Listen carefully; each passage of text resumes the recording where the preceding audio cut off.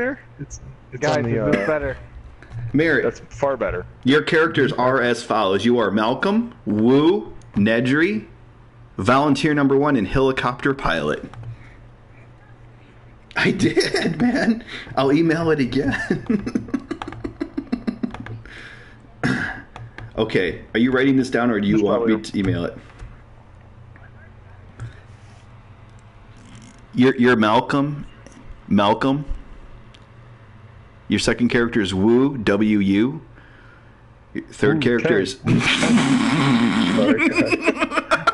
that was uncalled for. This is exactly what I was hoping this would be like. This much fun. Your third character is Nedry, N-E-D-R-Y. Fourth character is Volunteer Number 1. And last, you are Helicopter Pilot. There's going to be some choice lines for Helicopter. Josh, you're killing me.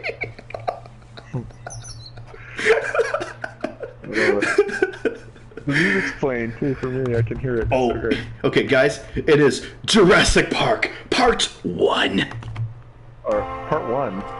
Because we don't know how long this will be. Turn down the music. I have two different versions of it going. Oh. That was so disheartening. Okay. I can't stop laughing. We haven't even started. Really quiet for some reason. Mary, we're here. What? We're quiet on the inside is what we are. Yeah. Alright, we're all here? We are here. I believe so. Clayton? Okay, here we go. Okay. We need... Okay, not to be annoying or anything, but you guys mind if I refill my drink real quick before we... No, you go for it. I have to read the page 1 anyway, so it's fine. Jurassic Park. I gotta pull this. Screenplay by David Culp. Based upon the novel by Michael Crichton. On an adaptation by Michael Crichton, alias Scott Marmo. December 11th, 1992. Exterior, jungle, night. Who the hell is playing the opening title music? Is that me? Oh, shoot. Oh, that was my... This didn't fit the theme of what I was looking for. Okay. Exterior, jungle, night. An eyeball, big, yellowish, distinctly inhuman, stares raptly between wooden slats. The eye darts from side to side, alert as hell. A legend tries to place us. Isla Nublar, 120 miles west of Costa Rica, but to us it's still the middle of nowhere. It's quiet for a second. A roar rises up from the jungle, deafening. The trees shake as something very, very large plows through them right at us. Every head gathered in the little clearing snaps, turning in the direction of the sound as it bursts through the trees. It's a bulldozer. It drops its scoop and pushes forward into the back end of the crate, shoving it across the jungle floor toward an impressive fence structure that towers over the enclosed section of thick jungle. There's a guard tower at one end of this folded open that makes it look like San Quentin. I hear Johnny Cash somewhere. The bulldozer pushes forward. That wasn't in there. The bulldozer pushes forward into the back end. I know. And I know. The crate thuds to the floor. The door slides open into the pen, making a space as big as the end of the crate. Nobody moves for a second. A grim-faced guy who seems to be in charge, Robert Muldoon, although we don't know it yet. All right, pushers, move in. Loading team, move out. The movement is agitated whoever is inside the crate, and the whole thing shivers and growls and snaps comes from inside. Everyone moves back. All right, steady. Get back there now. Push. Get back in there. Don't let her know you're afraid. From inside the gate, we get glimpses of what's on the other side of those wooden slates. Jungle foliage, men with rifles searching searchlights. The view is herky-jerky as the crate is put into position. I'm sorry. I'm getting there. Sorry. Well locked. Loading team, step away. Joffrey, raise the gate. Worker climbs to the top of the gate. The searchlights are trained on the door. Now everything happens at once. The worker thuds to the jungle floor. The crate jerks away from the mouth of the holding pen. Flash, an alarm. Buzzer sounds, and a claw slashes from inside the crate. We need to put somebody on sound effects. Clayton, you're doing sound effects. I can't do sound effects and all the characters you've given me, Chad. This is no time to complain, Clayton. You got this. A claw slashes from inside the crate. Crawl. It sinks into the ankle of the worker, dragging him toward the dark mouth between the crate and the pen. The worker screams and paws the dirt, leaving long claw marks. You can see us rapidly dragged toward the crate. Muldoon shouts orders. Get tasers, get in there, damn it! They fire their guns. The wood of the crate splinters. Muldoon runs in, grabs the worker, trying to pull him free. Somebody needs to be the worker.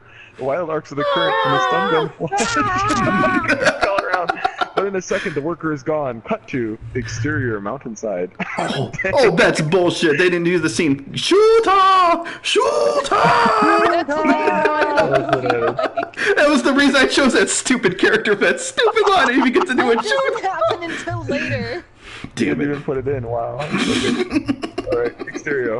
Mano de Dios Ambermine, Dominican Republic. Donald Gennaro, 40, in a city's man idea of hiking clothes and a $100 haircut, approaches on a raft being pulled across river by 2 men. On the hillside, Juan Rastango, 30-ish, Costa Rican, a smart-looking guy in workers' clothes, is waiting for him. Rastango. Tiango mel piasto kiwa diacian kiwa siakia. God. Oh, I have found 1,000 pesos. They say he follows, or I bet You can say 1,000 that. pesos he You follows. You just say the Spanish. Just say the dang Spanish. Okay, we'll stick to Start over. Spanish. Start over. I vote we just do the English. That's No, Clayton. No one asked you, man. Just kidding, Clayton. I'm just teasing. Clayton's opinion is very valid. What do you think, guys? It's all your a, fault. We could say it in English, but with an accent, right? Like. I bet 1,000 pesos he falls. yes, nailed it. Nailed it. Love it. Okay. Oh shit. Okay, so you got it. Go ahead. Mike, Is that it's all me? you. Is that me? Okay. Yeah, page 4. Hola, Gianto. Oh my god. I'm not both Hispanic characters. I'm only one. That's you. I'm No, just- worker at Amber Mine. That's who I am. That's you. I'm Restango. I'm not Girano. Who's Girano? Oh, I am Geronimo. My bad. My bad. Gennaro. It's the lawyer. Hola, Juanito. Hola, Bianto. Rastango leads Gennaro toward the mines. Dozens of shirtless workers claw and scrape at a mountainside that is the site of the extensive mining operation. The work is all done by hand, pick and shovel instead of dynamite and bulldozer. What's this? I hear at the airport Simon's not even here. He sends his apologies. Oh, sorry. Gennaro sounds very Latin, so sorry. What's this? I hear at the airport Hammond's not even here. Wait, you're on the line. You're telling. Oh, shit. Yeah. You're telling me that we're facing a $20 million lawsuit from the family of that injured worker and Hammond couldn't even be bothered to see me? He had to leave early to be estranged his daughter. She's getting a divorce. I understand that. I'm sorry to hear that. We'll be well advised to deal with the situation now. The insurance company, oh boy, I'm the underwriter for the park. Feel the accident raises some very serious questions about the safety of the park, and they're making the investors very anxious. I have to promise I had to promise I would conduct a very thorough on-site inspection. Oh, Hammond hates inspections. They slow everything down. Well, if they pull the funding, that will really slow things down. The worker hurries up to them and bursts into the conversation, breathless. Shit, who's worker? Chief, we You gotta found do it. another mosquito in the same place. I think it'd be way more funny to do the Spanish. Go ahead. Oh. Are you sure? You sound like Show Mr. me. One from VeggieTales right there. Like, you know, the one gourd with the gold tooth in VeggieTales? That's what that was.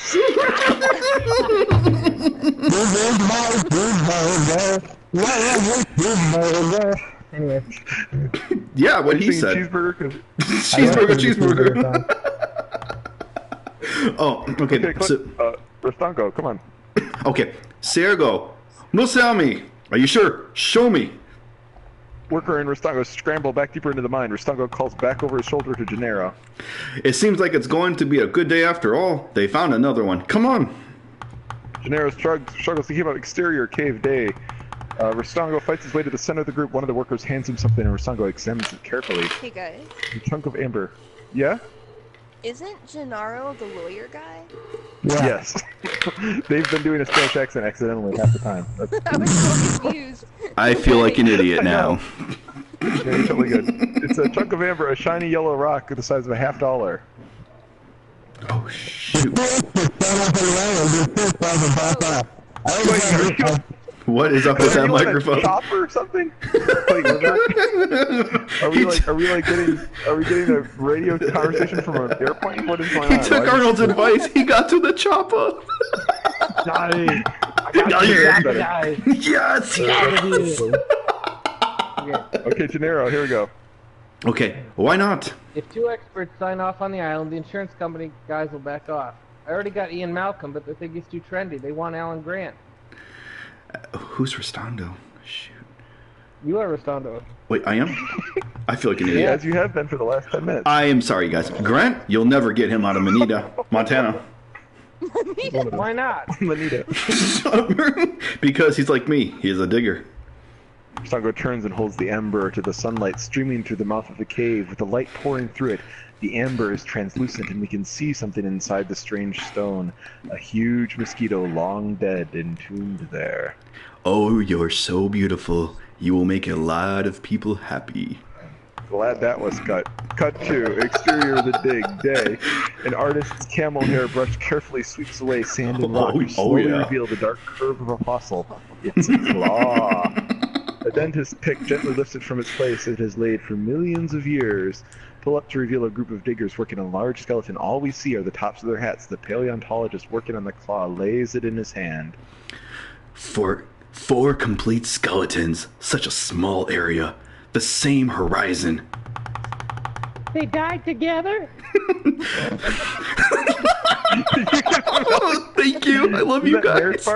Is that Mare's part? Who's Ellie? Because that's awesome. That's definitely my part. Oh, dude, you rock that, bro. Ellie You was rock supposed that. to be Browning. Remember? Yeah, well, Browning's not here, so. SOL Browning. I do too. He's a great guy. The he's a great the dude. taphonomy sure looks that way. If they died together, they lived together. Suggest some kind of social order. Dr. Alan Grant, mid-30s, a ragged-looking guy with intense concentration you wouldn't want to get in the way if carefully examines a claw. Oh my Dr. Ellie sat gosh. there working with him, leans in close and studies it too. She paints the exposed bone with rubber cement. Ellie, in her late 20s, athletic-looking, very impatient in shadow, as if nothing in life happens quite fast enough for her. Oh my Her god, face is pressed up against his. She's sitting so close.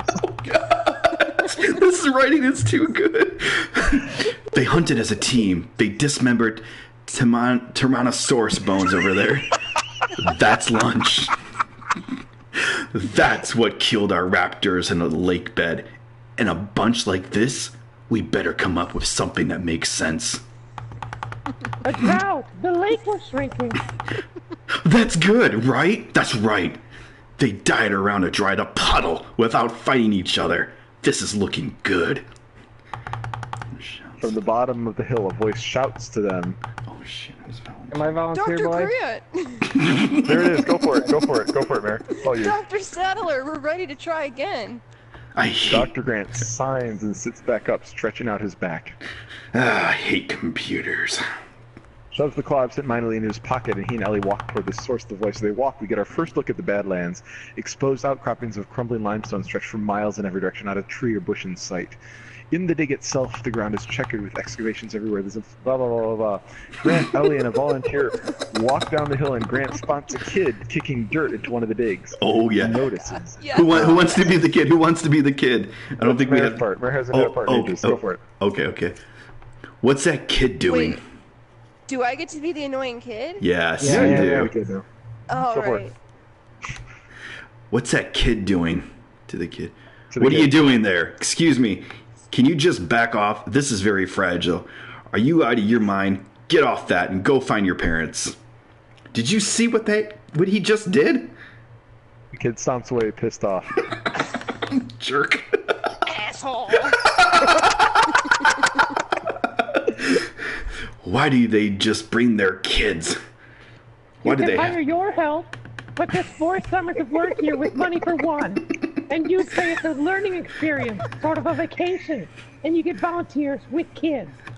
He and Ellie arrive to where several volunteers are clustered around a computer terminal that's set up on a table in a small tent. Its flaps lashed open to the volunteer. Ready to give us a shot, Jerry? Little girl moves too close to the machine. Want to watch the computer? Ellie quietly moves her out of Grant's way to a place where she can see. Volunteer. Thumper ready? Ready. Fire! fire! The volunteer throws a switch on a machine that looks a bit like a floor buffer. The whole thing hops up into the air as it drives a soft lead pellet into the earth with tremendous force. There's a dull thud, and the earth seems to vibrate, and all eyes turn to the computer screen. How long does this usually take?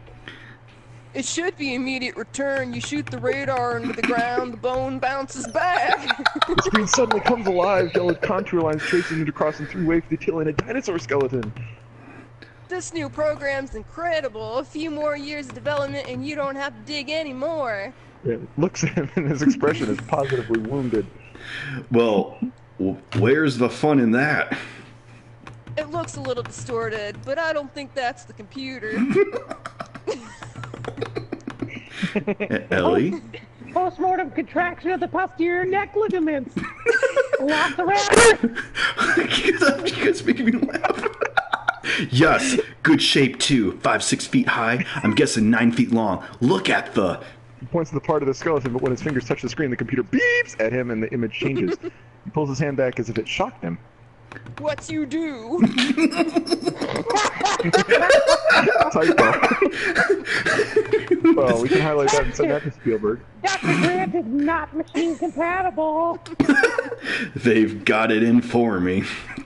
Volunteer laughs and touches a different part of the screen, which brings the original image back. Grant continues, but does not get as close. Look at the half-moon shaped at the bone in the wrist. No wonder these guys learned to fly.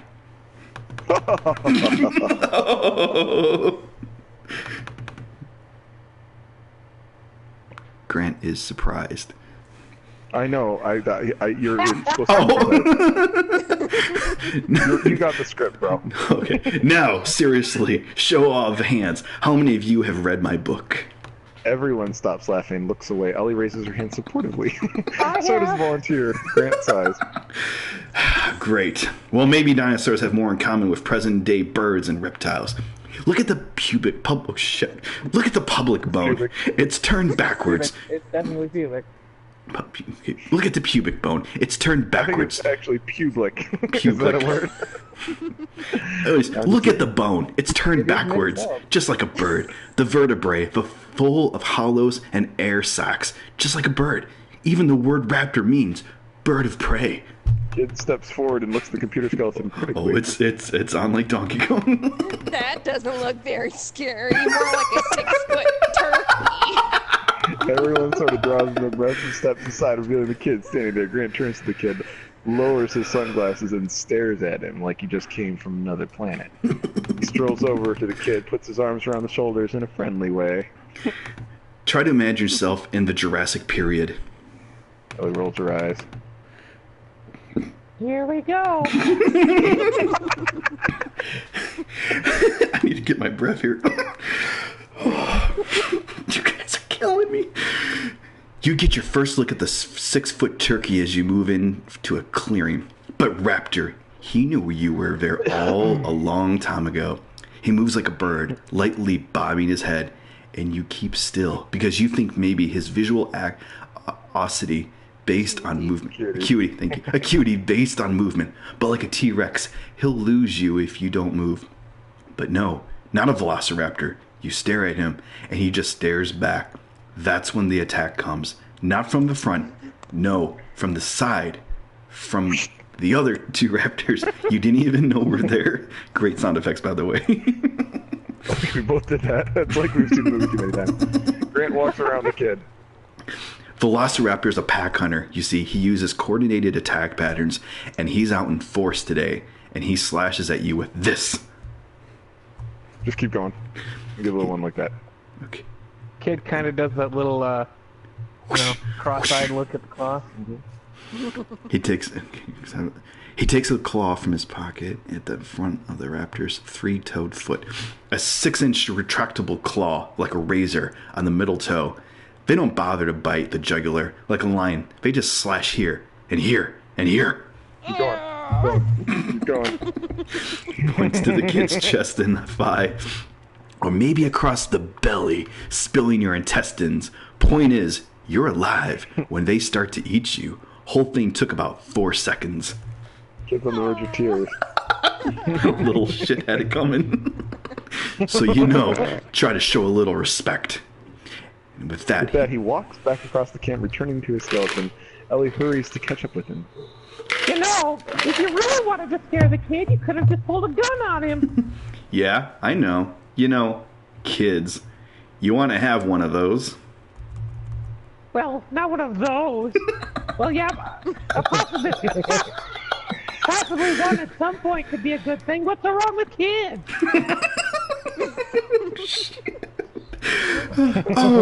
Oh, Ellie, look. They're noisy. They're messy. They're sticky. They're expensive. Cheap, cheap, cheap. They smell. Oh my gosh, they do not. They don't smell. They do smell. Some of them smell. Babies smell. All right, the one on the plane had an accident, but usually babies don't smell. They know very little about the Jurassic period. They know less about the... Shit, I don't even want to say this. Less about Cretaceous? Cretaceous. Thank you. The what? The Cretaceous. Okay, Ellie wouldn't know what the Cretaceous period is, really. That's why they deleted it. She's a doctor, for goodness sake. She's a paleobotanist, actually. Shut your face. The plot thickens. The Cretaceous. Anything else, you old fossil? Yeah, plenty. Some of them can't walk. It frustrates me so much that I love you that I need to find you right now! Ellie playfully takes Grant's hat off and gives him a light hug. They kiss. A strange wind seems to be whipping up.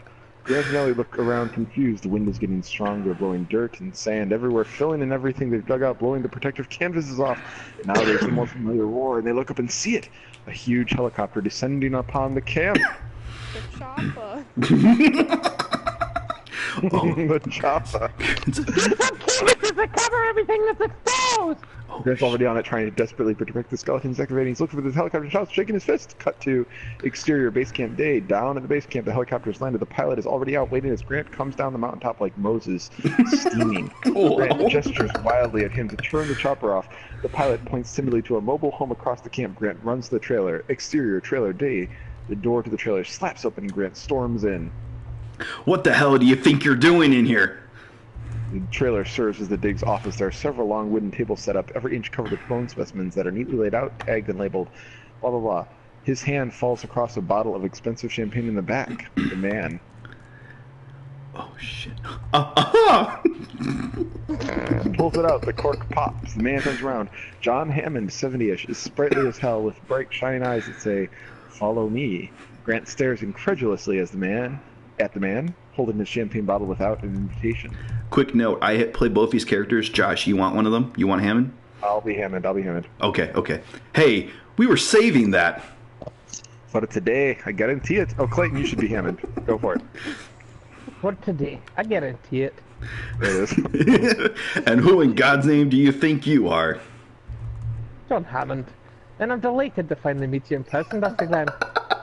Grant is struck silent. He shakes his hand, staring dumbly. Mr. Hammond? Hammond looks around the trailer approvingly at the enormous amount of work the bones represent. I can see my 50,000 a year has been well spent. The door slaps open and Ellie comes in just as pissed off as Dr. Grant was. Now, Mary, take over as Ellie. This is our phlebotomist. Hippopotamus. Plebonist. Pronounced hippopotamus. Paleobotanist. Thank you. Oh, I hate these words. Paleobotanist, Dr. Ellie. A saddler. That voice kills me. Oh, Dr. Sadler, Ellie, this is Mr. Hammond. In case she didn't catch it. John Hammond. Did I say jerk? I'm sorry for the dramatic entrance, but I'm in a hurry. Would you have a wee bit of a drink now and then? Jim begins to walk into the kitchen, making himself at home. Ellie follows him and tries to help. Grant settles behind the table. Come along then. Don't let it get warm. Come on in, both of you. Sit down. Hammond moves. He notices he walks with a slight limp and uses a cane. For balance or style, it's hard to say which. I have samples all over the kitchen. Come along. I know my way around the kitchen. Come along. Grant goes around toward Grant, grabs a bottle of water, they look at each other, and they really back at the guy's bravado and sight down. Hammond dries the glasses. No, I know, I'll get right to the point. I like you, both of you. I can tell instantly with people, that's a gift. I own an island off the coast of Costa Rica. I leased it from the government and spent the last 5 years setting up a kind of biological preserve down there. Really spectacular, spared no expense. It makes the one I had in Kenya look like a petting zoo. No doubt the sooner or later our attractions will drive the kids out of their minds. And what are those? Small versions of adults, honey. Gives her a dirty look. Just kid. For everyone, we're gonna open up next year unless the lawyers kill me first. I didn't care for lawyers, you? I don't really know any. Well, I'm afraid I do. There's a particular pebble in my shoe. He represents my investors. He says they insist on outside opinions. What kind of opinions? Not to find a point on it. Your kind. Let's face it. In your particular field, you're the top minds. If I could just get you two to sign off on the part, give a wee testimonial, I could get right back on schedule. Schedule. Why would they care what we think? What kind of park is this? Well, it's right up your alley. Look, why don't you both, the pair of you, come down for the weekend? I'd love to have the opinion of a paleobotanist as well. I've got a jet standing by at your tower. Jumps up and sits on the counter. No, I'm sorry, that wouldn't be possible. We've just discovered a new skeleton, and... I could compensate you by fully funding your dig. You guys gotta interrupt each other faster. Okay. This would be an awfully unusual time. For a further 3 years. Okay. Oh, this is Ellie elbows. There it is. Alright, cut to Exterior Cafe Day. Dennis Nedry is in his late 30s, a big guy with a constant smile that could either be laughing with you or at Seinfeld. You can never tell. He sits at a table in front of a Central American cafe eating breakfast. Nevertheless, in San Jose, Costa Rica, Nedry looks up and sees a man out of a taxi, Louis Dodgson, 50-ish, wearing a large straw hat and looking almost too much like an American tourist. Dodgson clutches an attaché case close to him as he scans the cafe furtively. Nedry laughs, shakes his head, and waves to him. Mayor? Dodgson. No, you're not. No. Dodgson hurries over to the table. You shouldn't use my name. Dodgson. Oh shit. Okay, now I know where we are. Okay. Yeah. Mayor, you're that fat dude, remember? I know, now I get it. Salty drunk. Dodgson! We got Dodgson here! See, nobody cares. Nice hat. What are you trying to look like, a secret agent? Dodgson ignores that, sets down his attaché case next to the table, and slides it towards Nedry. $7.50. Nedry smiles, pulls the attaché closer to him. On delivery, 50,000. Oh, sorry. No, that is me. On delivery, 50,000 more for every viable embryo. That's 1.5 million if you get all 15 species off your island. Oh, I'll get them all. Remember, viable embryos. They're no use to us at all if they don't survive. How am I supposed to transport them? Pulls an ordinary can of shaving cream from the shoulder bag he carries and sets it across the table. The bottom screws open. It's cooled and compartmentalized inside. They can even check if they want. Press the top. Presses the top while Dodger talks to him. He looks around for somewhere to tuck the shaving cream. Someone's jello on a dessert tray next to him.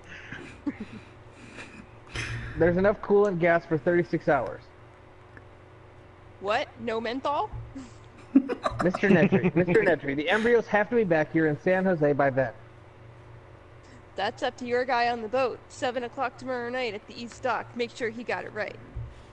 I was wondering how you're planning to beat the security. I got an 18-minute window. 18 minutes and your company catches up on 10 years of research. A waiter arrives and puts the check down on the table between them. Nedry looks down at it pointedly, then up at Dodgson. Don't get cheap on me, Dodson. Rolls his eyes and picks up the check. That was Hammond's mistake. Exterior, open sea, day, a helicopter, InGen construction emblazoned upon the side, skims low over the shimmering Pacific. 14 exterior helicopter day. Grant, Ellie, Gennaro, and Malcolm are huddled in the back of the chopper. Hammond is in the front with the pilot.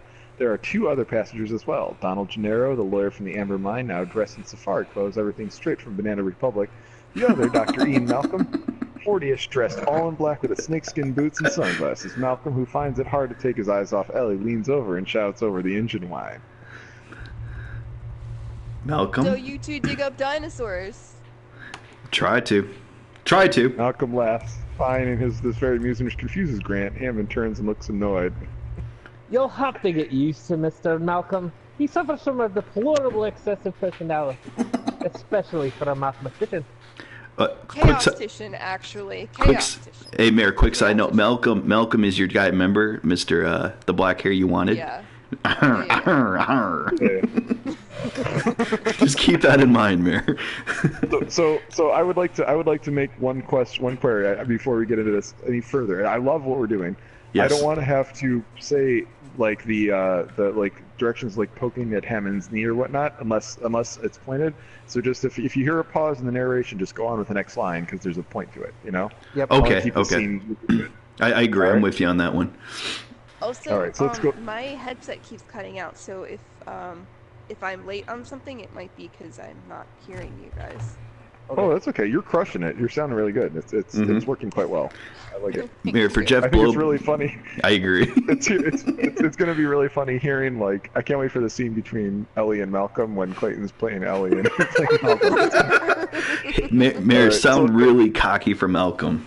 Be cocky. She's doing great. You're She's doing great. Malcolm laughs, finding this very amusing, which confuses Grant. Hammond turns around annoyed. I'm lost. Shit. Okay. Hammond? Yeah, me too. I backed up a little bit. Go ahead, Clayton. Sorry. You'll have to get used to Dr. Malcolm. Oh, yeah. You'll have to get used to. Oh, sorry, that was a little bit squeaky. You'll have to get used to Mr. Dr. Malcolm. He suffers from a deplorable excessive personality, especially for a mathematician. Chaotician, actually. Chaotician. Yes! Hammond snorts, even bothering to cover his contempt for Malcolm. Don't worry about it. Just keep going. You got it. Just have Hammond snort. Clayton, you got to snort. There it I is. did snort. I didn't hear it. Better. John doesn't subscribe to chaos, particularly what it has to say about his little science project. Codswallop, you've never come close to explaining those concerns of yours about the island. I certainly have, very clearly, because of the behavior of the system in space. Just waves them off. A load, if I may say so, of fashionable number crunching. That's all it is. John. Don't do that. Dr. Grant, Dr. Sadler, have you heard of chaos theory? No! No? Nonlinear equations, strange attractions. Dr. Sadler.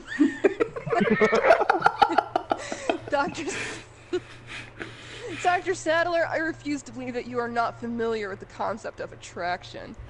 Grant just rolls his eyes as Malcolm gives her an oily grin, but Ellie smiles, enjoying Grant's jealousy. Hammond turns to Gennaro and gives him a dirty look. I bring scientists, you bring a rock star. Hammond looks back at the windshield and claps his hands excitedly. There it is!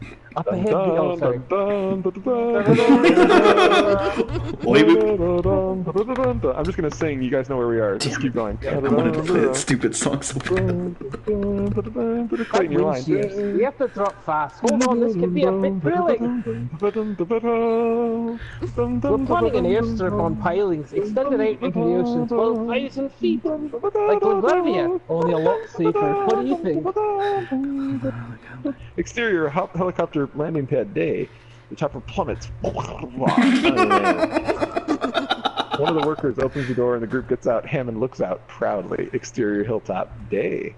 2 large open-top jeeps roar down the hilltop away from the landing crosses. The helicopter engines whine back to life and the rotors start to spin again. Ellie, Grant, and Malcolm hold on tight in the front jeep. Ellie and Hammond and Gennaro are in the rear jeep. Both cars have drivers. They pass through an enormous gate and a 30-foot-high fence, which is closed behind them by 2 park attendants. There are large electrical insulators on the fence, warning lights that strobe. Importantly, that send clear signs. Electrified fence, 10,000 volts. In the rear jeep, Gennaro regards the fences critically.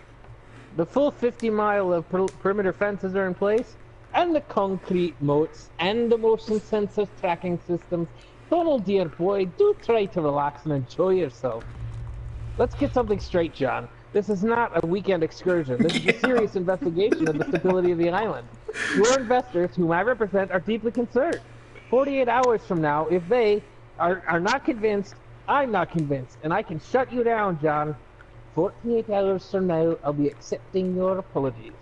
Now get out of the way so I can see them. Shoves Gennaro aside to get a clear view of Ellie and Malcolm. Oh, I wouldn't mess this for the world.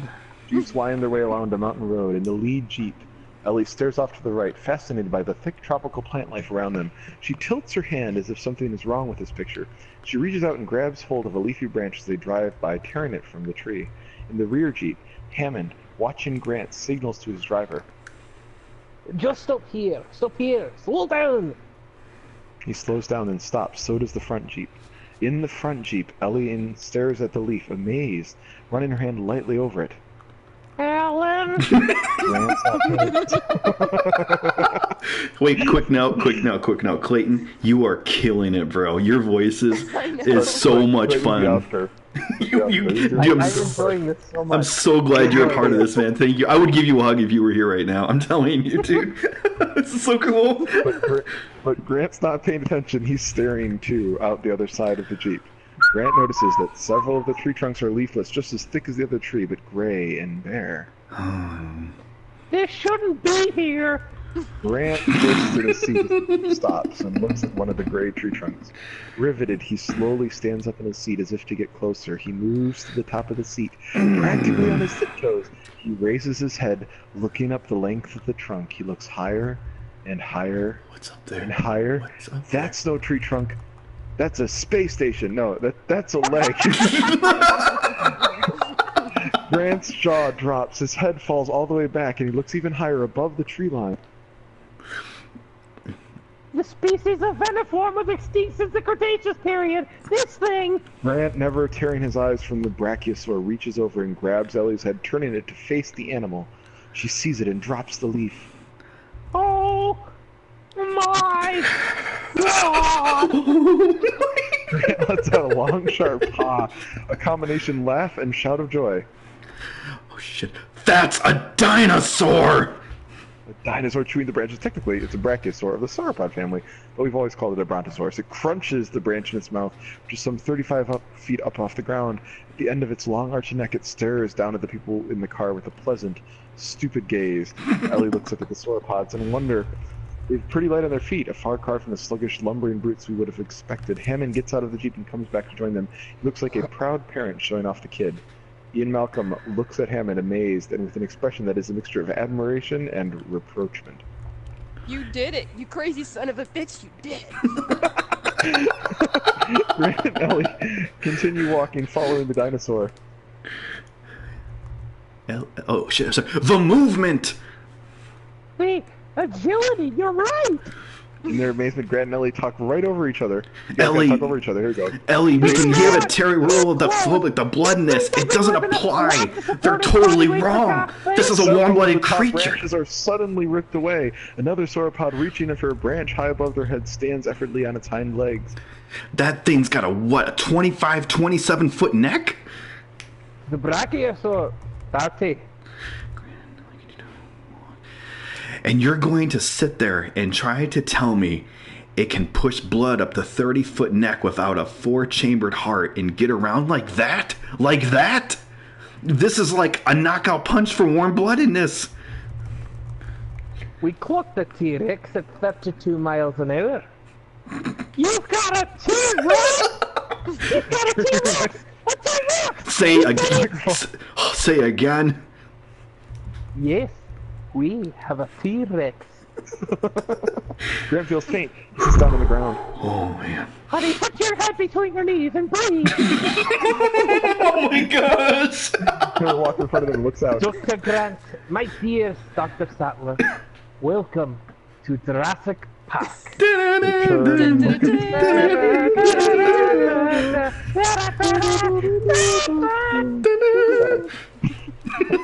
They turn and look at the view again. It's a beautiful vista, reminiscent of an African plain. A whole herd of dinosaurs crosses the plain, maybe 100 that we see in a quick glance around.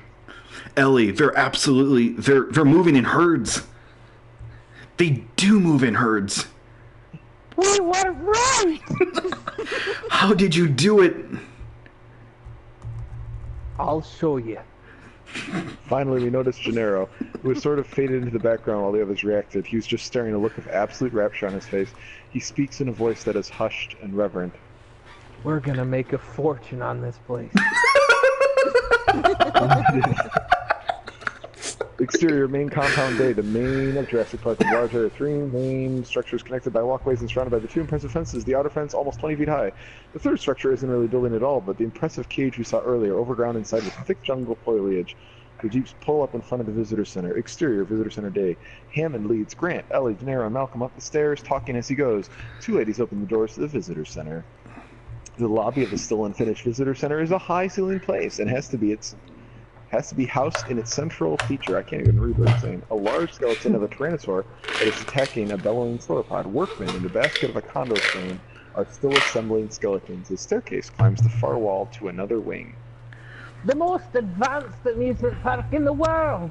Combining all the latest technologies. I'm not talking rides, you know. Everybody has rides.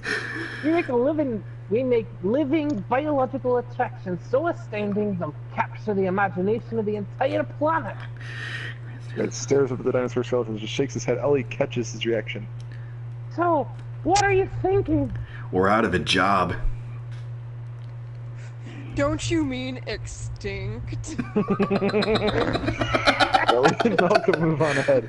Cut to interior showroom day. Why don't you all sit down?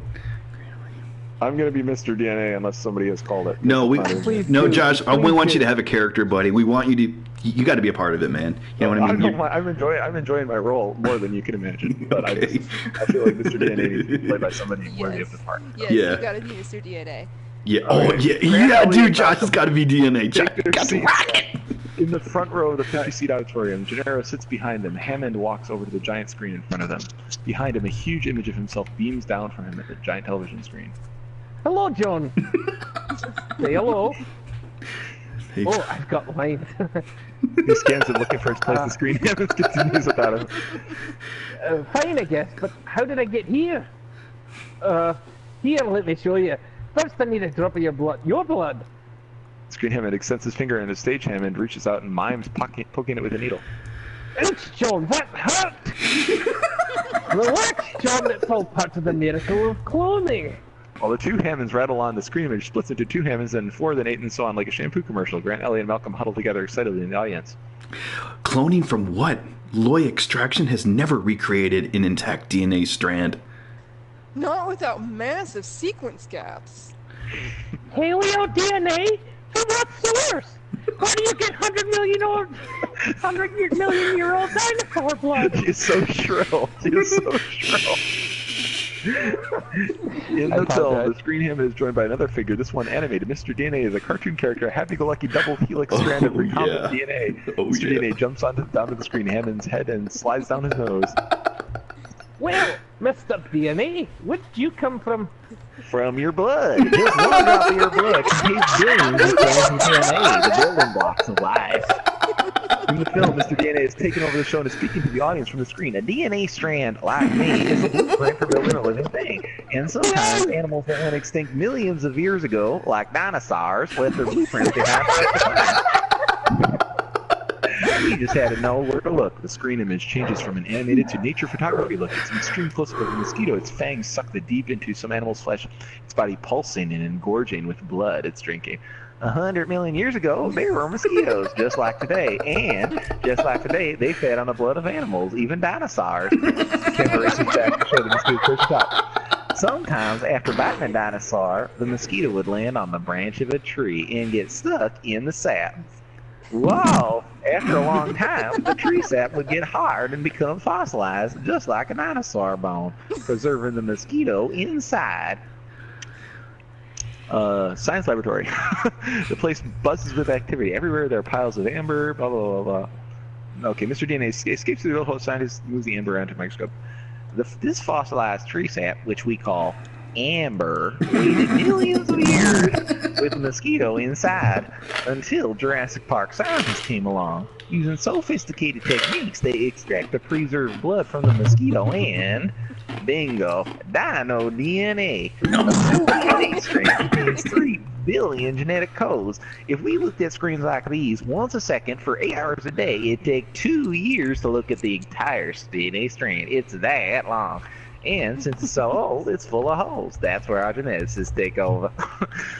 Genetics led scientists toil in a lab with 2 huge white towers at either side. Thinking machine supercomputers and gene sequencers break down the strand in minutes. Then virtual reality displays, like PSVR, show our geneticists the gap in the DNA sequence. Since most animal DNA is 90% identical, we use the complete DNA of a frog to fill in the holes in the code. Phew. And now we can make a baby dinosaur. In the audience, the scientists look at each other, not sure. And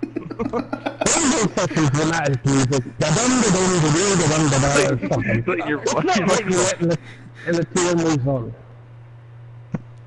Something happened Wait, there. you gotta turn your mic down just a hair. Try that again. Okay. I'm sorry, Laddie. I'm getting excited.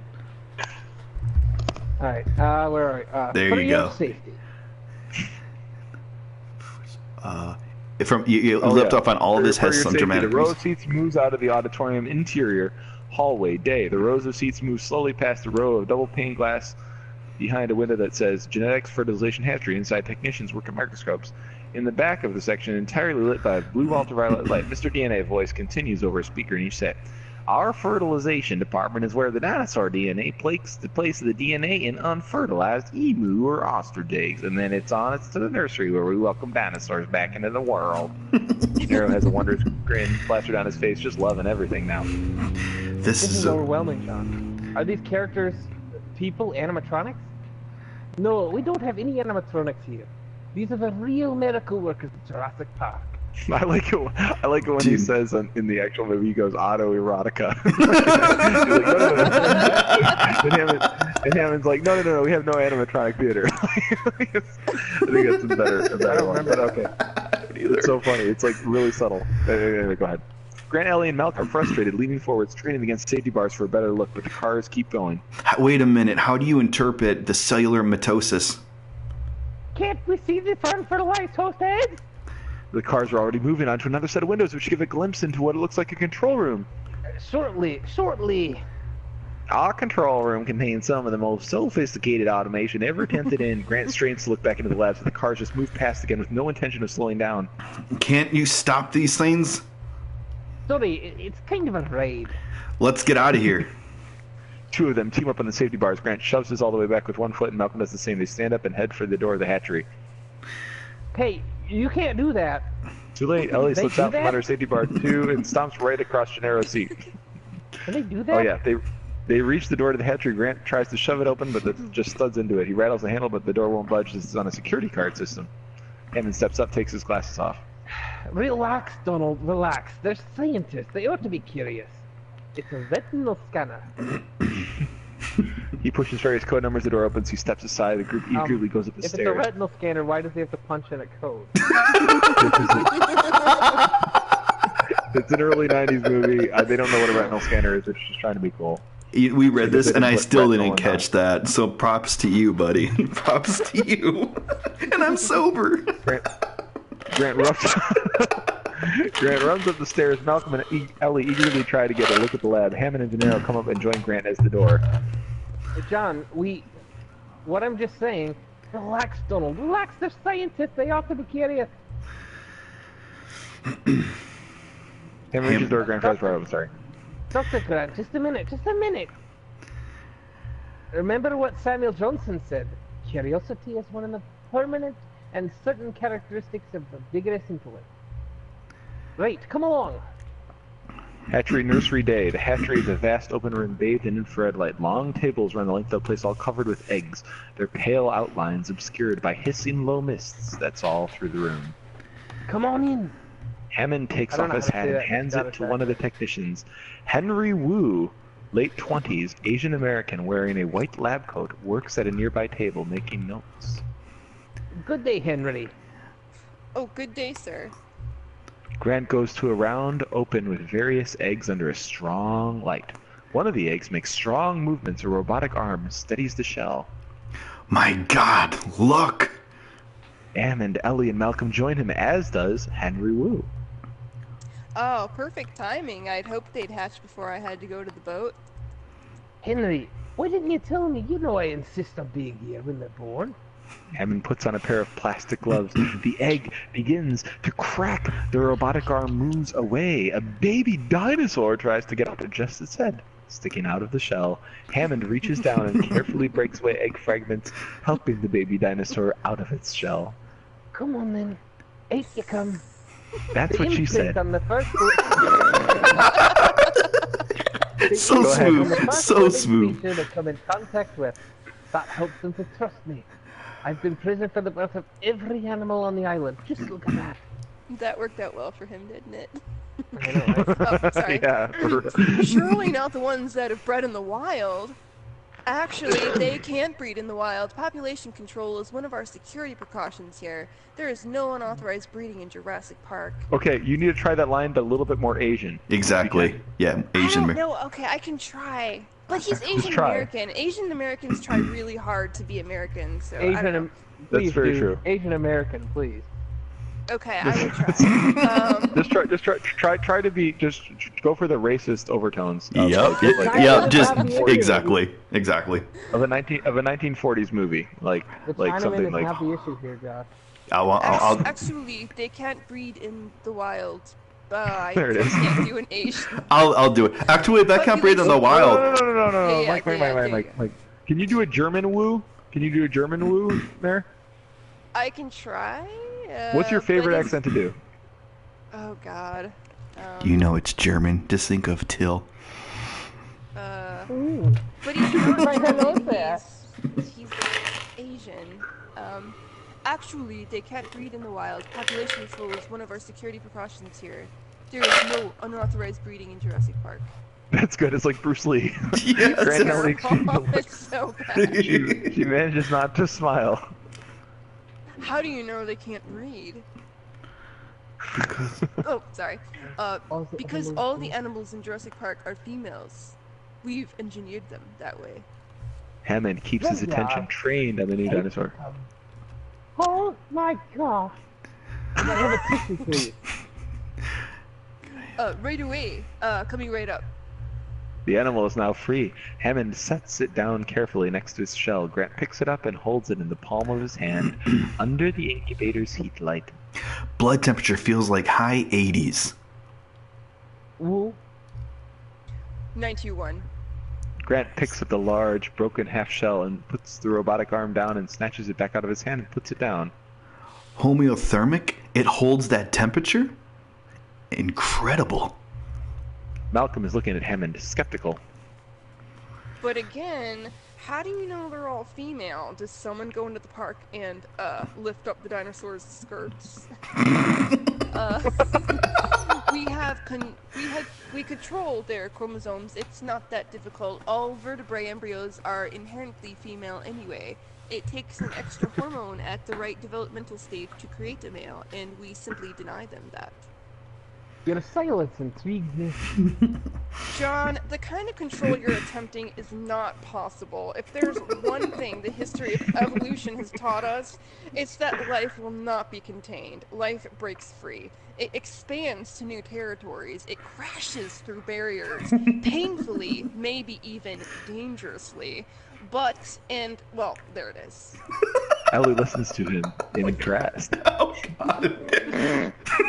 Just so you know, for Malcolm, try to She's do killing do it. a, She's killing it. No. She's got it. That's awesome. I like her Malcolm better than the Jeff Goldblum one. It's just so snotty. It's just like, oh. Yeah. Support her head. Grant, ignoring the others, picks up the baby dinosaur and holding it in the palm of his hand under the incubator's heat light, he spreads the tiny animal out in the back of the hand and delicately runs his finger over its tail, counting the vertebrae. Oh, is that what he's doing? Uh-oh. A little puzzled recognition crosses his face. Hi. Oh, my. You're implying that a group of composed entirely of females will breed. I'm saying simply that life finds a way. You can't control anything. I agree with that. I like that. She walks over to Malcolm. He smiles at her a little too warmly. You can talk. I don't know how to say it. You just articulate. You know everything I think, that I feel. It's exciting. It's exciting that you can't control life. Like, you know, I find that terrifying. Life will always find a way. That's right. Will break through. I guess, I know, it's very exciting. and scary. And scary. When people try to control things, that it's out of their power. It's anti-nature. Anti-nature. Grant doesn't notice as he's still obsessed with the dinosaur. Measuring and weighing it on a nearby lab bench, he stops, a strange look on his face. He knows what this animal is, but it can't be. What Grant, species? dreading the answer. Go ahead. What species is this? Oh, it's a velociraptor. Grant and Ellie turn slowly and look at each other, then look at Hammond, astonished. You breed raptors? Exterior raptor pen day. Grant charges across the compound, a fire in his eyes ahead of Ellie, Malcolm, and Gennaro. Hammond struggles to keep up. Dr. Grant, we plan to show you the raptors later, after lunch. Grant has stopped abruptly next to the Velociraptor pen, which you recognize as the heavily fortified cage we saw earlier, which is the San Quentin Towers at one end. Grant stands up right against the fence, eyes wide, dying for a glimpse. Hammond catches up slightly out of breath. Dr. Grant, as we were saying, we've laid out lunch for you before you head out into the park. Alejandro, our gourmet chef. What are they doing? As they watch, a giant crane lowers something large down into the middle of the jungle foliage inside the pen. Something very large. It's a steer. The poor thing looks disconcerted as hell, helpless in its harness, flailing its legs in the air. They're feeding them. Alejandro's preparing a delightful meal for us. A Chilean sea bath, I believe. Shall we? Grant goes up to the viewing deck. The others follow, staring as the steer disappears into the shroud of foliage. The line from the crane hangs for a moment. The jungle seems to grow very quiet. They all stare at the motionless crane line. It jerks suddenly, like a fishing pole finally getting a nipple. There's a pause, and then a frenzy. The line jerks every which way. The jungle plants sway and snap from some frantic activity within. There's a cacophony of growling, of snapping, of wet crunches that mean the steer is literally being torn to pieces. This almost makes it worse that we can't see anything of what's going on, and then it's quiet again. Oh. The line jerks a few times, then stops. Slowly, the sound of the jungle starts up again. Oh, that's so horrifying. Fascinating animal. Fascinating. Oh my gosh. Give time, they'll outdraw the T-Rex, guarantee it. Oh shit, I'm sorry. I want to see them. Can we get closer? Well, he puts a hand on his arm like calming an overexcited child. Alice, these aren't bones anymore. We're still perfecting a viewing system. The raptors seem to be a bit resistant to integration into a park setting. A voice comes from behind them. Oh, what's that? Who is this? Who Oh, did God. It's yes. Robert Muldoon. Yes. The shooter guy. Who's the shooter guy? Okay, I guess I'll do that. They'll all be destroyed. They'll all be destroyed. The same man who spoke. Robert Muldoon, the grim-faced man who was present at the accident in the beginning, is 40ish, British. He joins them and takes his hat off. When Muldoon talks, you listen. Robert. Oh, I'm sorry. Robert Muldoon, my game warden from Kenya. Bit of an alarmist, I'm afraid, but he's dealt with the raptors more than anyone. Oh, I'm sorry. I had to make a note on my notes. I'm sorry, guys. Okay, Alan Grant, tell me, what kind of metabolism do they have? What's their growth rate? They're lethal at 8 months, and I do lethal. I've hunted most things that I can hunt, and I can hunt you. Do lethal? But what do you mean you do lethal? And I do lethal. They're lethal at 8 months, drug? and I do lethal. I've hunted most things that can hunt you, but the way these things move, fast for biped, cheetah Gotta do speed. an English accent. Shit, I gotta think. I don't know English. Damn Just it. try. Cheetah speed, 40, 50, 60 miles an hour. If ever they got out in the open, they're astonishing jumpers. That's excellent. Thanks. Clayton, your move. That was so yes, good. Yes, which is all to say, no why we have to take extreme precautions. This viewing area below us will have 8-inch tempered glass and reinforced steel frames to... Do they show intelligence with the brain cavity like theirs we've assumed? They showed extreme intelligence, even problem solving, especially the big one. We bred 8 original, but then she came and she took over and the pride killed all but 2 of ours. That one, when she looks at you, you see she's thinking, or other things out there. She's the reason we have to feed them like this. She's had them all attacking the fences like the fetus came. The fences are electrified, right? Oh shit, that's right. Then they never attacked the same place twice.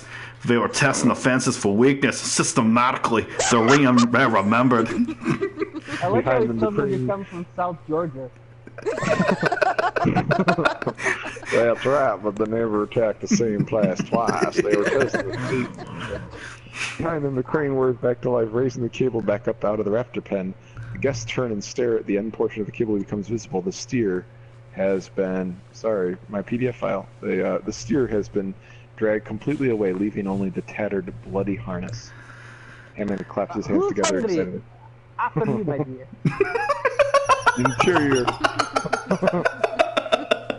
Interior visitor center presentation room day.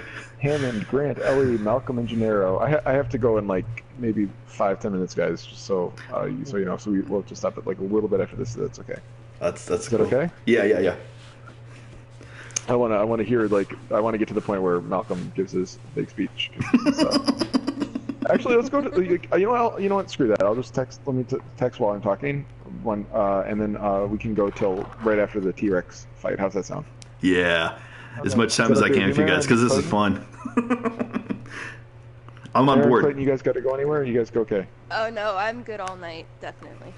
Do we Awesome, get to this hear is that too that's one big pile of shit now? Yes. Yep. Okay, I'm pouring myself a refill. Okay, where are we at? I just have to Interior say, visitor Clayton, center. your voice is just, it actually makes me feel like we're watching it. I'm not good at voices, but I'm trying. It's fun. It's so much fun. This is a lot of fun. Hammond, Grant, Ellie, Malcolm, and Gennaro eat lunch at a long table in the visitor center restaurant. There's a large buffet table and 2 waiters have to serve them. The room is darkened and Hammond is showing slides of various scenes all around them. Hammond's own recorded voice describes current and future features of the park, while the slides flash artists' renderings of all of them. The real Hammond turns and speaks over the narration. None of these attractions have been finished yet. The park will open on the basic tour you're about to take, and then other rides will come in line after line after 6 or 12 months. Absolutely spectacular designs. They are no expense. Besides quick faster, we got a little... Spare no Gennaro expense. has become increasingly friendly with Hammond. Even Giddy grins from ear to ear. And we can charge anything we want. $2,000 a day, $10,000 a day. People will pay it. And then there's the merchandising. Donald, the park was not built to cater only to the super rich. Everyone in the world's got the right to enjoy these animals. Sure they will, sure they will. We'll have a coupon day or something.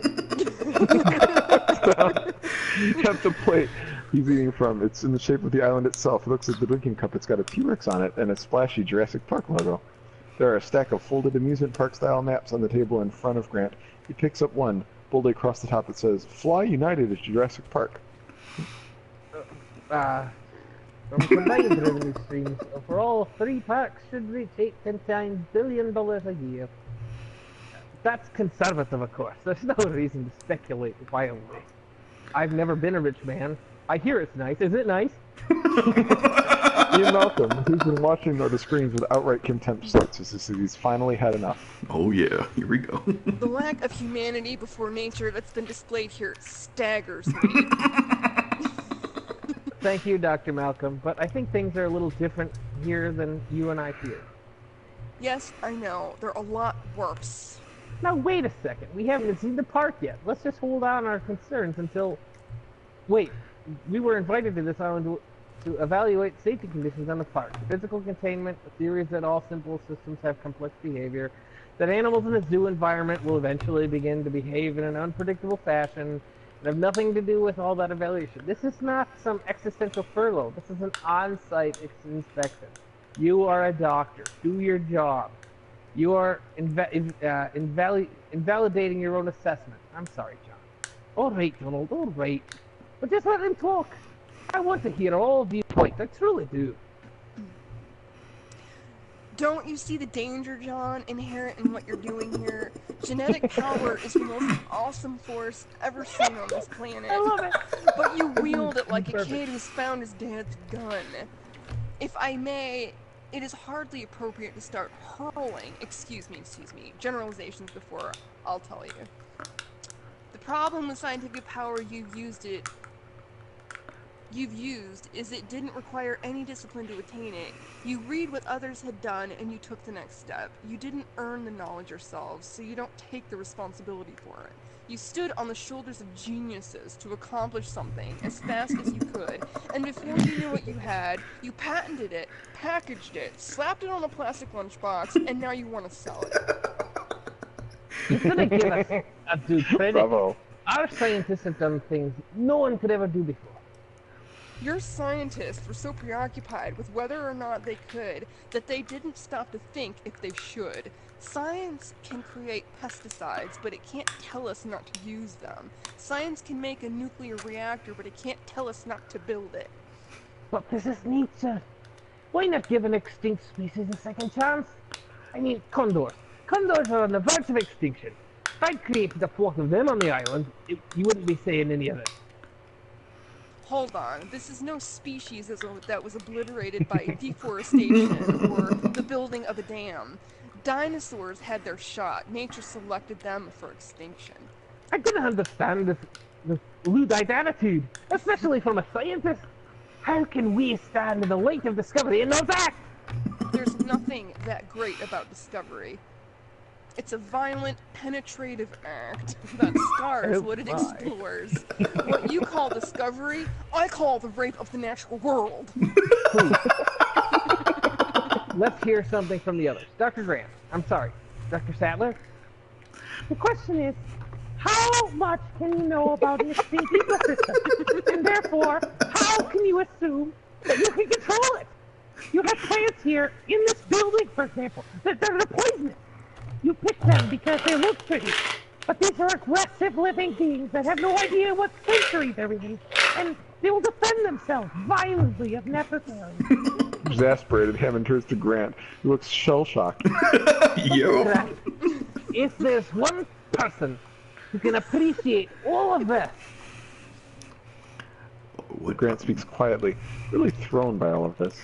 I feel elated and frightened. The world just changed so radically. We're all running to catch up. I don't want to jump to any conclusions, but look.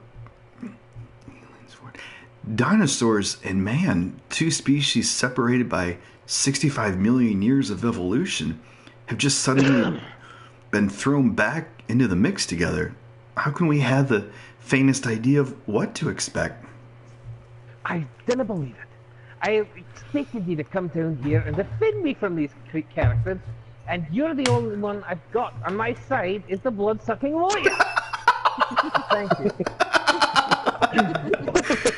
One of the waiters whispers to Hammond. Ah, they're here. Who? Interior, Visitor Center, lobby, day. Hammond, Grant, Ellie, Malcolm, and Gennaro walk out of the restaurant and into the lobby of the Visitor Center. They head down the stairs and past the skeletons of the dinosaurs again. Quick note. Who? The kids are coming up. Who wants to be them? The boy in the I girl. don't know, what's Okay. I'm supposed to be left. the, Okay. what are the, who has what? Tim. All right. Who's Tim? Just curious. Didn't you already sort those out? You already signed everything, right? Yeah, I'm I'm Lex. All right. I'm sorry. I'm being a jackass. I'm sorry, guys. I'm sorry. I think was- Mayor's Tim, Fine. right? Oh, are you Tim Mayer? Go. Am I? Yeah, you're not. I think so. Okay. Don't expect Lex to be much different from Alex. Just throwing that out there. I don't have much variety on the female voice end of the spectrum. You gotta go even higher and shriller. That's your goal. Okay. Wait, could I be Lex? I'll trade you. I'll trade you. Go for it. I'll give you Mate, M-A-T-E, okay? And I'll be Lex. MATE. Yeah, put that in your notes. M-A-T-E. It's a character. It is. It really is. Doing Tim? I'm taking Lex, the 12-year-old girl. Yep, you're doing Tim, Mayor. You got Tim. Okay. Tim. Thank you. 'Cause I was starting to get overwhelmed with like 4 different voices in the same. Yeah. Is that okay? Is that okay, Clayton? Yeah. Okay, Yeah, cool. I'll This is awesome. Okay, sorry. Okay. We're back on track. Okay, they head down the stairs and past the skeletons of the dinosaurs again. Hammond? Oh, I was supposed to be Tim and Lex. Oh boy, that would have been frustrating. I'm glad we delegated. I got stuck with a crap load of characters. Okay, go ahead. All right, Hammond. Sorry, whose line is it? It's you. You four are gonna be going to have a little company on the park, in the park. Spend a little time with our target audience.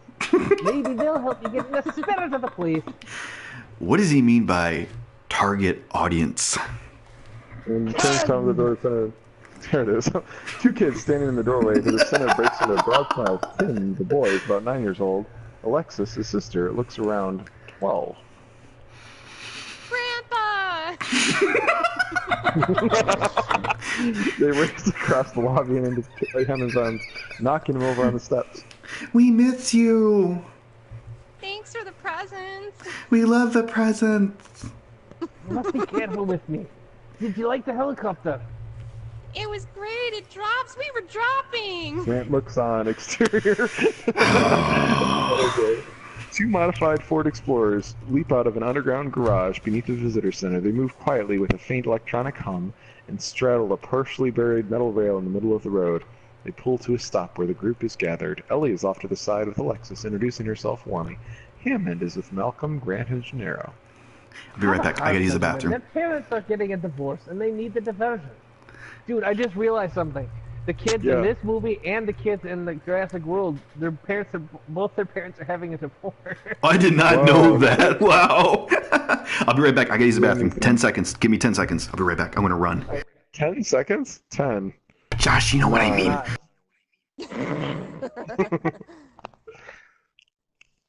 So, Mayor, what kind of movies do you enjoy?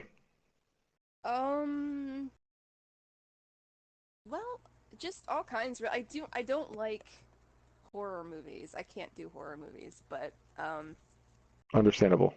yeah, anything that isn't like soulless, like a lot of the stupid kind of commercialized I can't watch that stuff, but Sure, I totally hear it.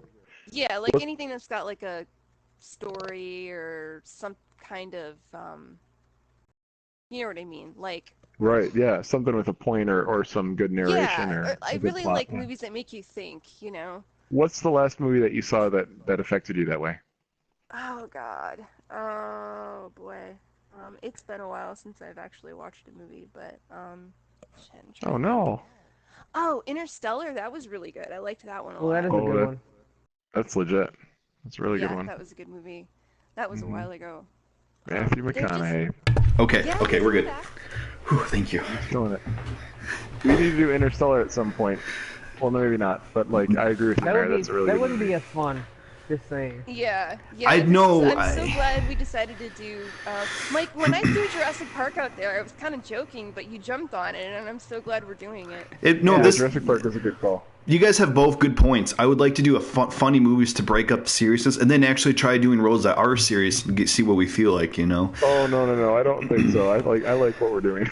Okay. I mean, I'll do The whatever. only I'll do way whatever. I think it would be fun to do a serious movie is if you did a serious movie and then just made it stupid, you know? Like, Right, exactly. Yeah, I see what you're saying. Yeah. Like Gone with the Wind. otherwise, Yeah, like Gone with the Wind would be great. Oh my That God, would be yes. fun. Oh my god. That's like 3 hours long. It'd take us So- oh years. God. Yeah, it would. One of my friend and I, back in college, we used to do Mickey Mouse voice.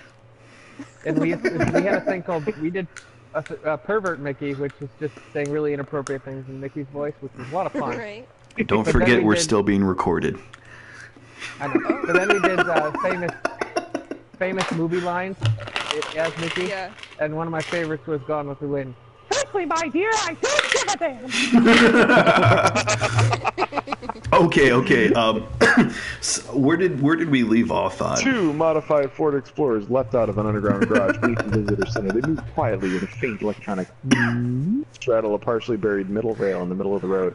They pull to a stop where the group is gathered. Ellie is off to the side of the Lexus, introducing herself warmly. Hammond is with Malcolm, Grant, and Gennaro. Sorry, I was texting. Where are we? Hammond, have a heart, gentlemen. Have a heart, gentlemen. Their parents are getting a divorce and they need the diversion. Hey, where are the brakes? Brakes? No brakes. They're electric cars guided by this truck on the roadway and totally non-polluting, top of the line. You spared no expense. I've been waiting for this. It's interactive CD-ROM! Look! See? You touch the right part of the screen and it just looks whatever you want! Spared no expense. I'll be watching you from the control, back in the control room. Come along, my dear. You'll ride in the second car. I can promise you'll have a real wonderful time. Oh, thank you so much. So I'll see you later then? Hammond turns and heads back toward the visitor center. Oh shit, am I not? No, I'm not. I'll ride with Dr. Saddler. He turns and walks over to Ellie. Grant frowns, not liking this one bit. He moves to follow, but Tim cuts him off and stares up at him wide-eyed. I read your book. Oh, yeah. Great. Grant heads for the rear car. Tim follows. Do you really think dinosaurs turned into birds and that's where all the dinosaurs went? Grant opens the door of the rear car and climbs in. Tim follows. Well, a few species may have evolved along those lines. Yeah. 2 to 4 passengers to a car, please. Children under 10 must be accompanied by an adult.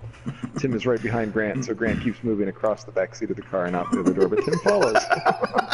You sure don't look like birds to me. I heard a meteor hit the Earth and made this like 100-mile crater someplace down in Mexico. You listen,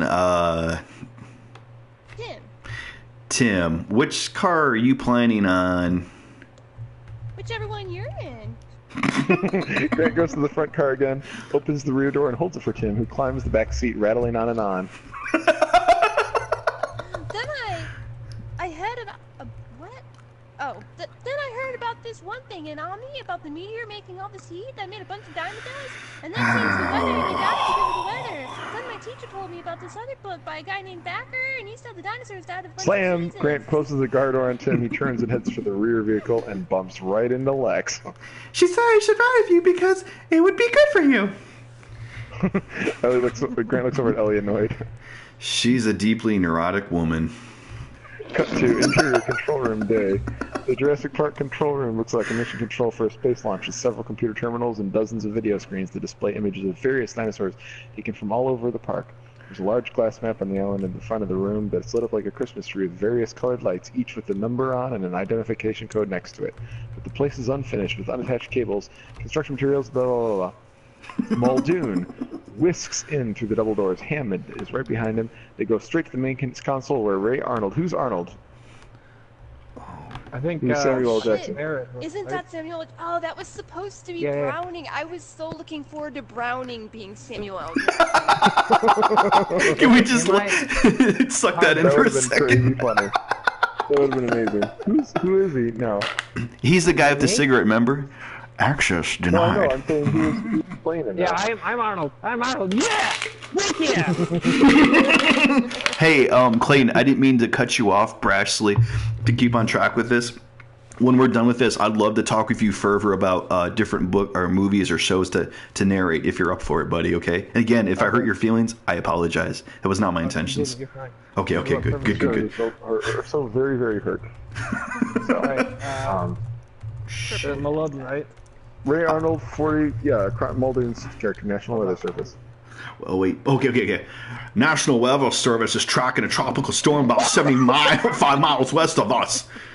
I don't know what that's supposed to be. Cameron sighs and looks over Arnold's shoulder. I'll keep an eye out. In Orlando.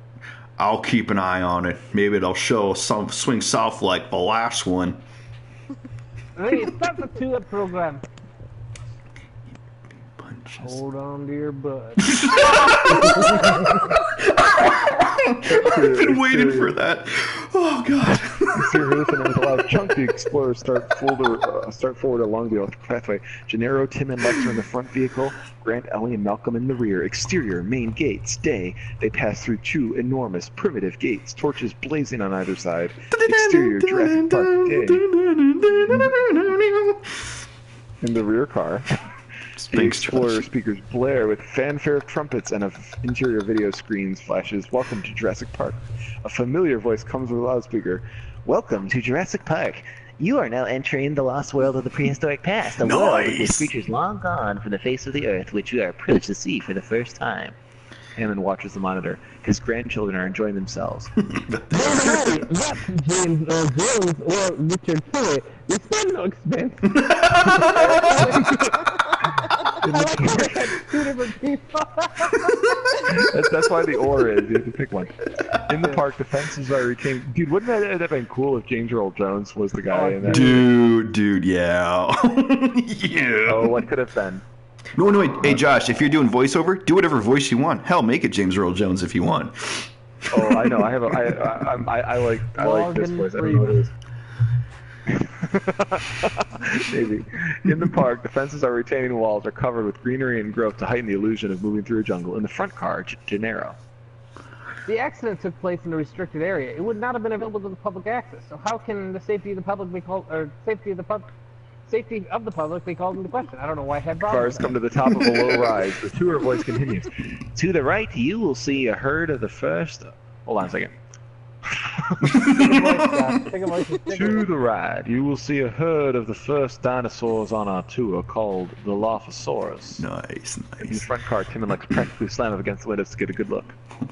John. The safety. That's the problem I have to answer. Shh.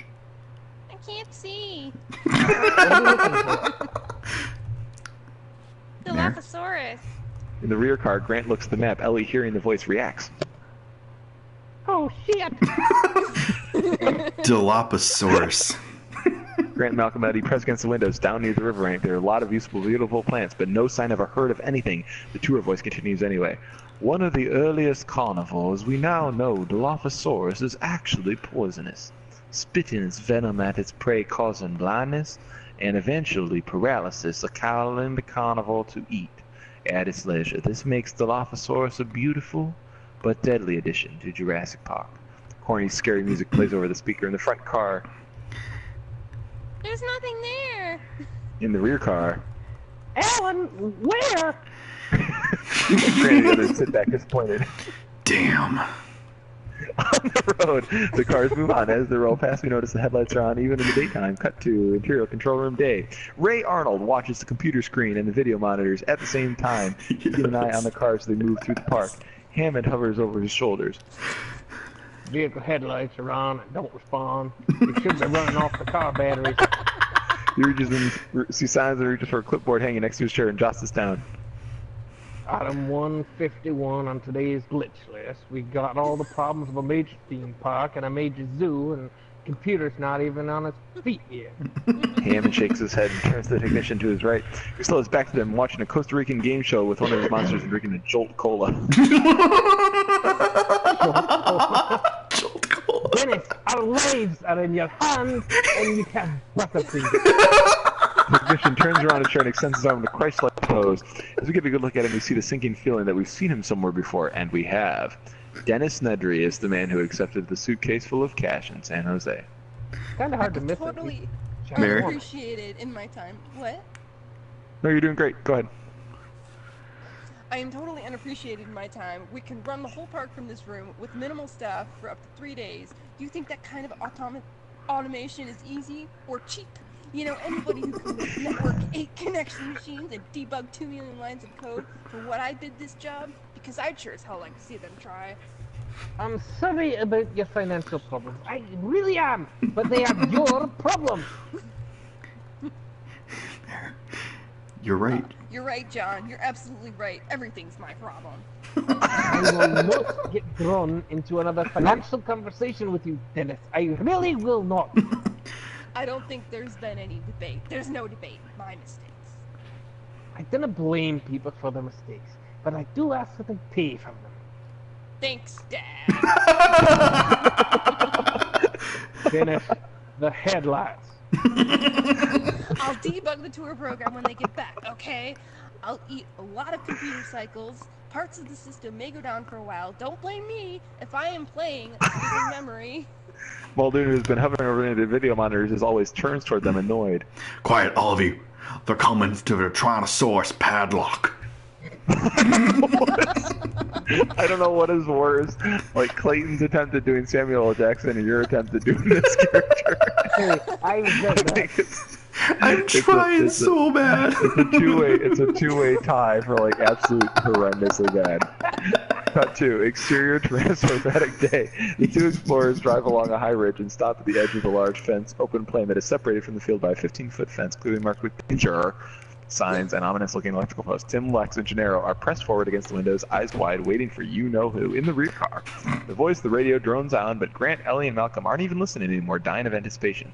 The mighty Tyrannosaurus arose late in the dinosaur history. Dinosaurs ruled the earth for hundreds and 50 million years, but it wasn't until the last. Will you turn that thing off? Ellie flips the switch and they wait in silence. Except for Malcolm, who looks at the ceiling, thinking aloud. God created dinosaurs. God destroys dinosaurs. God creates man. Man destroys God. Man creates dinosaurs. Dinosaurs eat man. Women inherit the earth. Hold on, we'll try to tempt the Rex. In the paddock, there is a low humming sound. Out in the middle of the field, a small cage rises up into view, lifted on hydraulics from underground. Oh. The cage bars slide down, thank you, Clayton, leaving the cage's occupant standing alone in the middle of the field. It's a goat, one leg chained to a stake. It looks around confused and bleats plaintively. In the front car, Lex and Tim look at the goat with widely different reactions. What's gonna happen to the goat? What's he gonna eat? The goat? Excellent! What's the matter, kid? You never had lamb chops? I happen to be a vegetarian. And thus the hipster began. In the rear car... T-Rex doesn't want to be fed. He wants to hunt. You can't just suppress 65 million years of gut instinct. The paddock, the goat waits and waits. From the explorer, 6 faces watch it expectantly. The goat tugs on its chain. It walks back and forth. Nervous, it bleats. In the rear car, Grant watches, his eyes glued, his breathing becoming a little more rapid. In the front car, Tim and Lex can't tear their eyes away. In the paddock, finally the goat lays down. In the rear car, everyone sits back, disappointed again, as the cars pull forward to continue the tour. Malcolm picks up the microphones. Now, eventually, you do plan to have dinosaurs on your dinosaur tour, right? Aaron just shakes his head as Malcolm's voice comes through. I really hate that man. Nailed it. Exterior Park Day.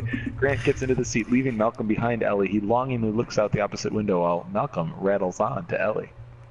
You see, the Tyrannosaur doesn't obey set patterns or park schedules. It's the essence of chaos.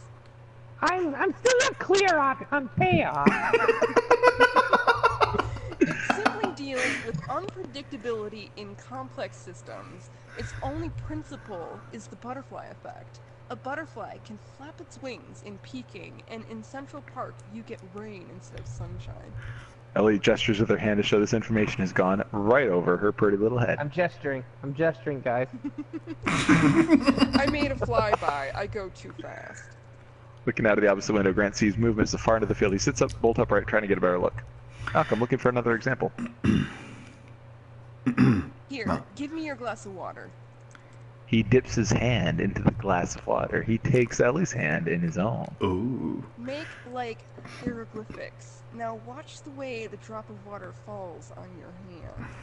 He flicks his fingers and a drop falls on the back of Ellie's hand. Ready? Freeze your hand. Now I am going to do the same thing from the exact same place. Which way is the drop going to roll off? Over The same finger? way. Or down your thumb, or the other side. The same way. It changed. Why?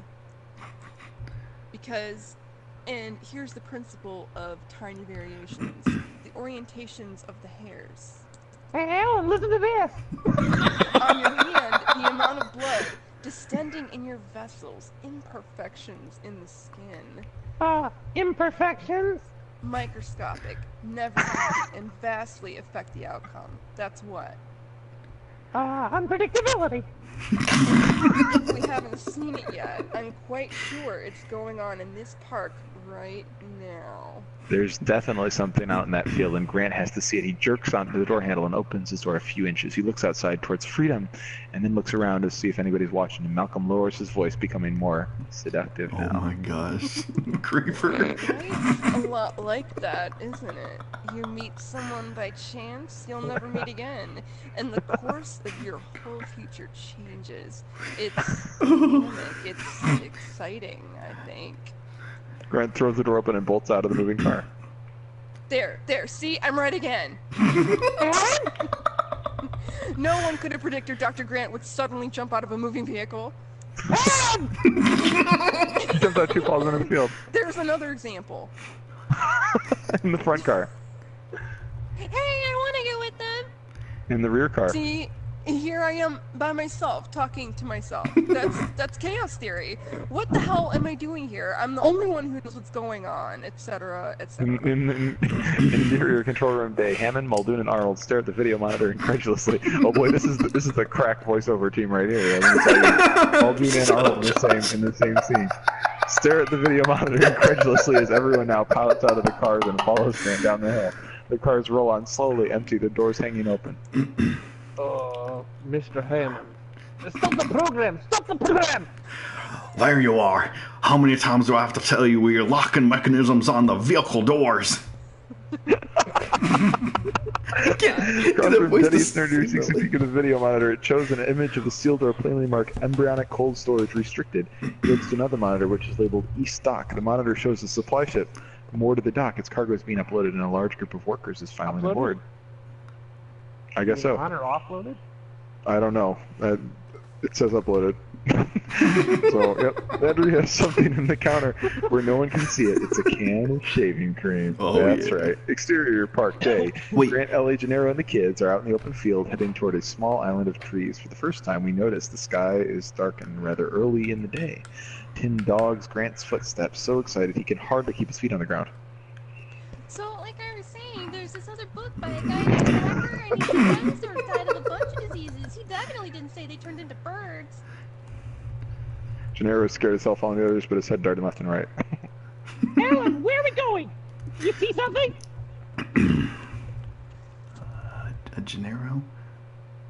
Anyone else think we shouldn't be out here? And his book was a lot better than yours. Really? Yours was fully illustrated, honey. Anybody at all? Now feel free to speak up. Lex stumbles and Grant takes her hand to stop her from falling. She looks at him and smiles. Grant smiles back and tries to recover his hand, but Lex holds tight. He's massively uncomfortable. Ellie notices. Suddenly, they all stop in their tracks.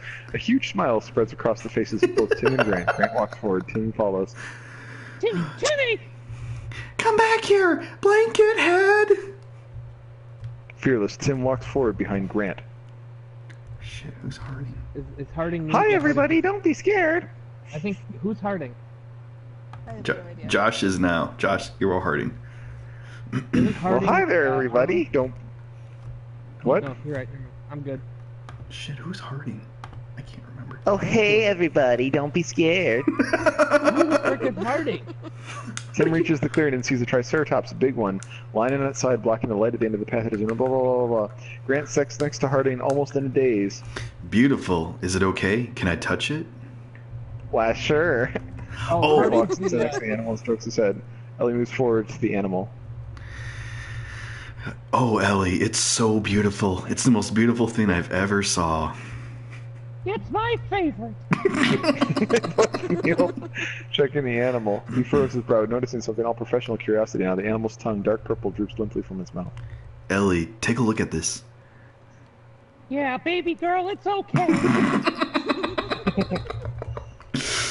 She scratches the tongue with her fingernail. A clear liquid leaks from the broken blisters. Microvegetables. That's interesting. Grant, fascinated, wanders all the way around to the back of the animal. Whoa. Harding joins Ellie.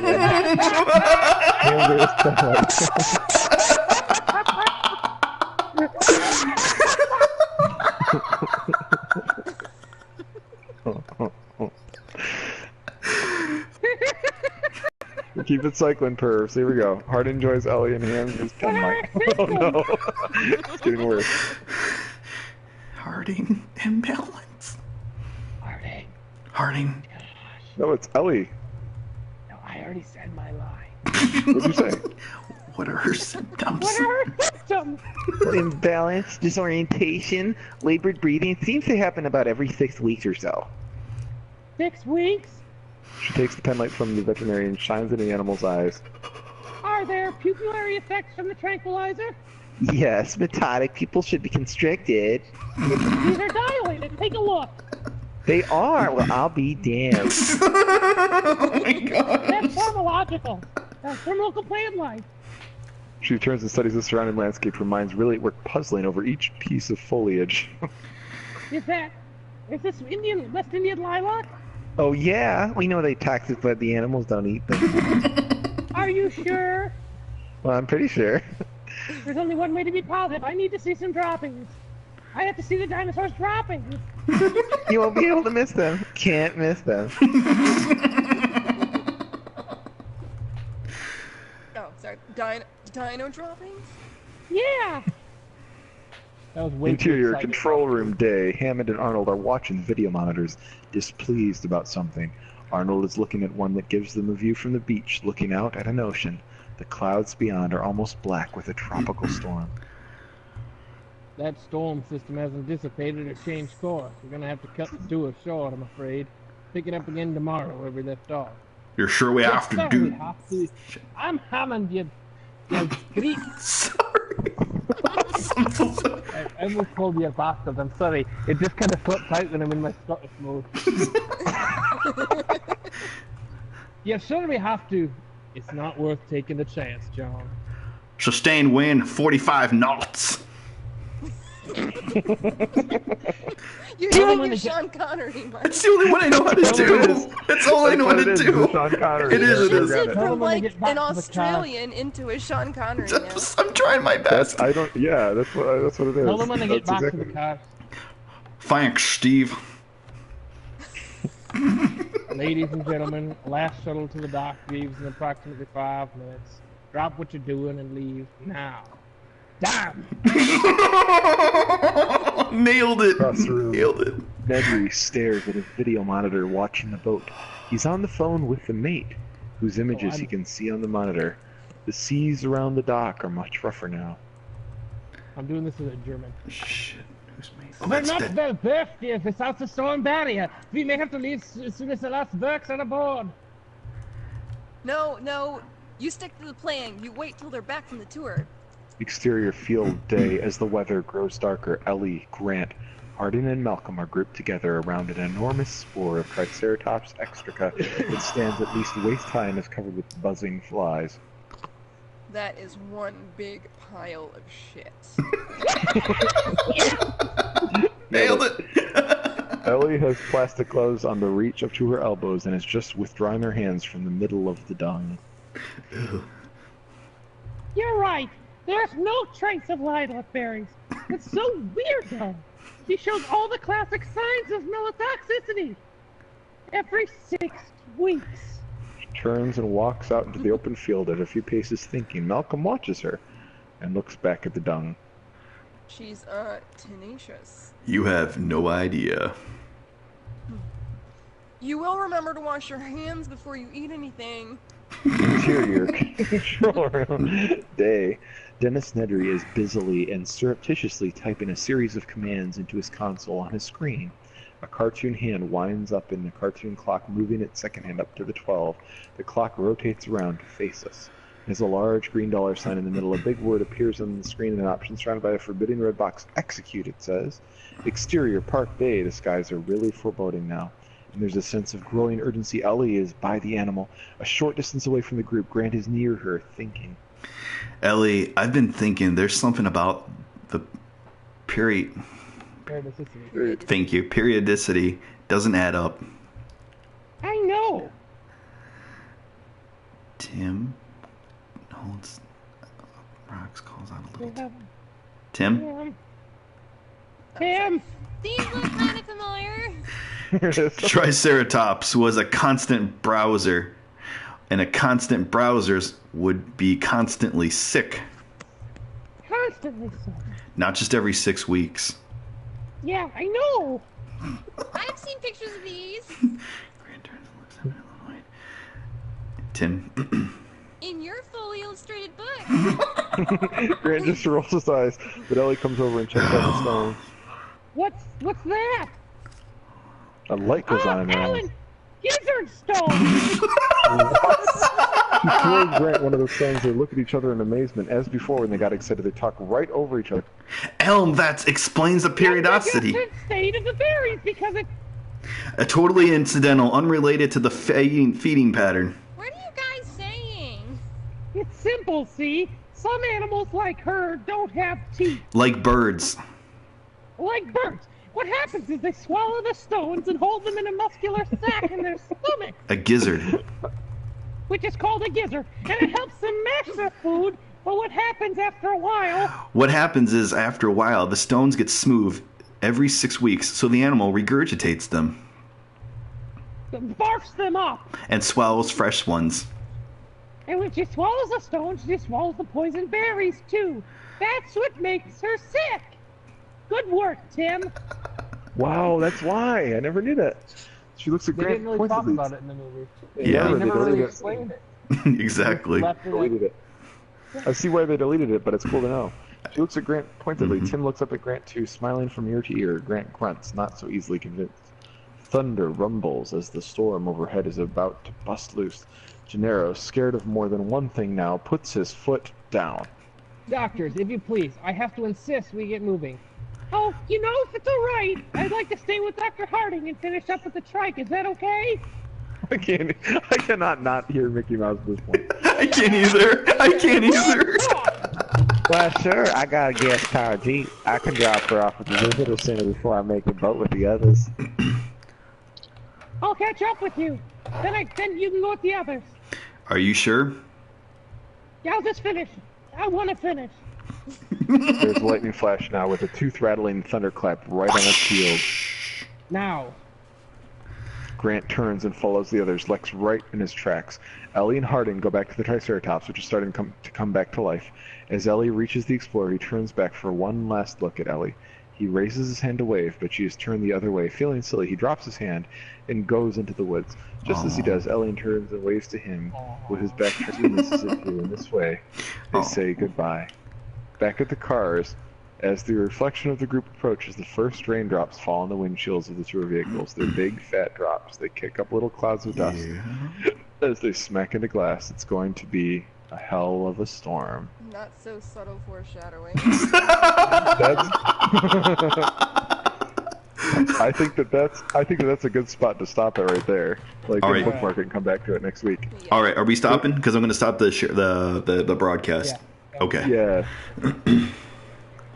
Guys, this has been an awesome first. Oh man,